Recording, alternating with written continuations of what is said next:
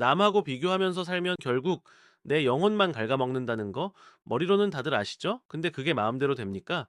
인스타 켜면 나만 빼고 다 호캉스에 오마카세 다니는 것 같고 오랜만에 만난 동창은 주식 대박 나서 외제차 끌고 나왔다는데 나는 오늘 퇴근길 지하철에서 발등이나 찍히고 있으면 솔직히 속이 뒤집히잖아요. 네, 그래. 각자의 속도가 있는 거지라며 스스로 위로해봐도 집에 와서 침대에 누우면 괜히 내가 초라해 보이고 세상에서 나만 뒤처진 기분이 드는 게 솔직한 심정일 겁니다. 오늘 제가 드릴 이야기는 뻔한 도덕 교과서 같은 소리가 아닙니다. 어떻게 하면은 이 지옥 같은 비교의 굴레에서 벗어나 진짜 내 속 편한 인생을 살 수 있는지 그 소름 돋는 심리학적 해결책을 아주 현실적으로 파헤쳐 드릴게요. 지금 당장 자존감 바닥치고 계신 분들이라면 끝까지 들어보세요. 인생을 대하는 태도가 완전히 달라지실 겁니다. 우리가 남과 비교를 멈추지 못하는 건 사실 여러분의 잘못이 아닙니다. 우리 뇌 구조 자체가 그렇게 설계되어 있거든요. 원시 시대부터 무리에서 뒤처지면 죽음이라는 공포가 유전자에 각인되어 있기 때문에 끊임없이 주변 눈치를 보고 내 위치를 확인하려는 본능이 꿈틀거리는 겁니다. 하지만 현대 사회의 비교는 생존을 위한 게 아니라 오직 고통을 위한 도구가 되어버렸습니다. 타인의 가장 화려한 하이라이트 장면과 나의 가장 초라한 비하인드 컷을 비교하니 답이 나올 리가 있나요? 첫 번째로 기억해야 할 사실은 비교는 내가 가진 것을 부정하는 가장 빠른 방법이라는 겁니다. 여러분이 지금 손에 쥔 따뜻한 커피 한 잔의 행복보다 옆 테이블 사람이 마시는 비싼 와인이 더 커 보이는 순간 내 행복의 가치는 순식간에 0원이 됩니다. 내가 가진 100의 가치를 타인의 120 때문에 쓰레기통에 던져버리는 멍청한 짓을 우리는 매일 반복하고 있어요. 내 삶의 주권을 타인의 시선에 상납하고 있는 꼴입니다. 두 번째, 타인의 성공은 당신의 실패가 아닙니다. 세상의 자원은 한정되어 있지만 행복의 파이는 무한합니다. 자, 누군가가 집을 샀다고 해서 여러분이 집을 살 기회가 영원히 사라진 게 아니에요. 그런데 우리는 마치 제로섬 게임을 하듯이 남의 기쁨을 나의 상실감으로 치환합니다. 남이 잘 될 때 배 아픈 건 인간의 본능이라지만 그 감정에 먹혀버리면 결국 나만 독을 마시는 것과 같습니다. 세 번째, 이제 보이는 게 전부가 아니라는 사실을 뼈저리게 느껴야 합니다. 화려한 사진 뒤에 가려진 카드빚, 화목해 보이는 부부의 말 못할 갈등, 성공한 사업가의 불면증을 우리는 보지 못합니다. 우리는 타인의 편집된 인생을 보며 내 편집 안 된 생생한 고통을 비교하는 오류를 범하고 있습니다. 모든 인생에는 각자의 지옥이 있다는 걸 인정해야 합니다. 네 번째, 비교의 대상을 타인이 아닌 어제의 나로 돌려야 합니다. 남보다 앞서가는 건 중요하지 않습니다.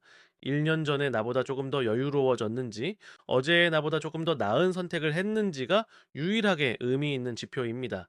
타인이라는 변수는 내가 통제할 수 없지만 나의 성장은 오로지 내 노력으로 통제할 수 있기 때문입니다. 다섯 번째, 내가 진짜 원하는 게 무엇인지 스스로에게 끊임없이 질문해야 합니다. 네, 우리가 남을 부러워하는 이유 중 상당수는 남들이 좋다고 하니까 나도 좋아 보여서인 경우가 많습니다. 비싼 가방, 큰 차, 화려한 직함이 정말 내 영혼을 채워주는 것들인지 아니면 그저 남들에게 보여주기 위한 껍데기인지 구분해야 합니다. 내 욕망이 가짜라면 비교는 끝이 날 수가 없습니다. 여섯 번째, 네, 감사를 연습하는 게 아니라 발견해야 합니다. 감사는 억지로 쥐어짜는 게 아닙니다. 오늘 내 몸이 아프지 않은 것, 오늘 만난 사람이 무례하지 않았던 것, 내일 출근할 곳이 있다는 것 등 당연하게 여겼던 것들을 내 행복의 목록으로 다시 불러와야 합니다. 채워지지 않은 빈 잔만 보지 말고 이미 담겨 있는 물의 소중함을 아는 사람만이 비교해서 자유로워집니다. 일곱 번째, 인간관계에 다이어트가 필요합니다. 만나고 나면은 기운이 빠지고 은근히 자랑질하며 나를 깎아내리는 사람이 주변에 있다면 과감히 멀어지세요.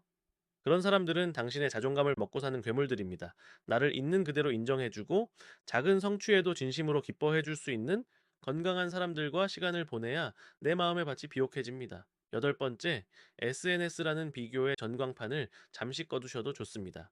남들의 인생을 훔쳐보는 시간은 결국 내 인생을 낭비하는 시간입니다. 남들이 무엇을 먹고 어디를 가는지 아는 것보다 지금 내가 무슨 생각을 하고 무엇을 느끼는지가 100배, 1000배 더 중요합니다. 화면 속 가상 세계에서 빠져나와 진짜 여러분의 발이 닿아 있는 현실을 사세요. 아홉 번째, 완벽주의를 버려야 합니다.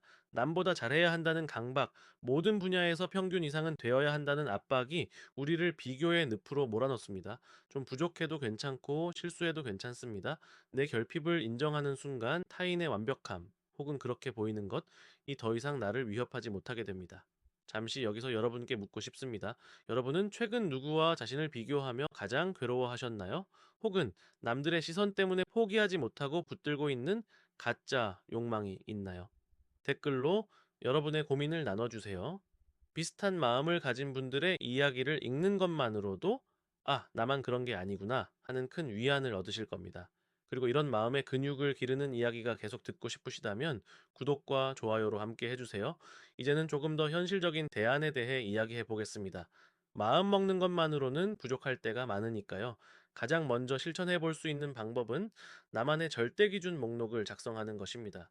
남들이 벤츠를 타든 테슬라를 타든 나는 출퇴근길에 좋아하는 팟캐스트를 들으며 운전하는 시간 자체에 행복을 느끼겠다는 식의 구체적인 기준입니다. 행복의 단위를 아주 잘게 쪼개서 타인이 침범할 수 없는 나만의 영역을 구축하는 것이죠. 이렇게 되면은 남이 무엇을 가졌든 그것은 그 사람의 기준일 뿐 나의 행복을 방해하는 요소가 되지 않습니다. 또한 비교 차단 루틴을 만들어 보세요. 보통 우리가 남과 비교하며 우울해지는 시간은 주로 밤늦게 혼자 스마트폰을 볼 때입니다. 이 취약한 시간에는 아예 스마트폰을 멀리하고 대신 종이책을 읽거나 가벼운 스트레칭을 하며 내 몸과 마음의 감각에 집중하는 시간을 갖는 겁니다. 외부의 자극이 들어올 틈을 주지 않는 물리적인 환경 설정이 무엇보다 중요합니다. 자신의 장점을 아주 사소한 것이라도 목록화해서 눈에 잘 띄는 곳에 두는 것도 효과적입니다. 나는 인사를 잘한다. 나는 약속 시간을 잘 지킨다. 나는 맛있는 라면을 끓일 줄 안다. 같은 것들도 훌륭한 자산입니다. 대단한 성공 사례만 장점이 아닙니다. 이런 사소한 긍정적 자아 이미지가 쌓여야 타인의 거대한 성취 앞에서도 그래도 나는 이런 괜찮은 면이 있는 사람이야 라고 스스로를 지탱할 수 있습니다. 경제적인 부분에서도 관점을 바꿔야 합니다. 남보다 돈이 많고 적음이 아니라 내가 내 인생을 설계하고 통제할 수 있는 경제적 자유도에 집중하세요.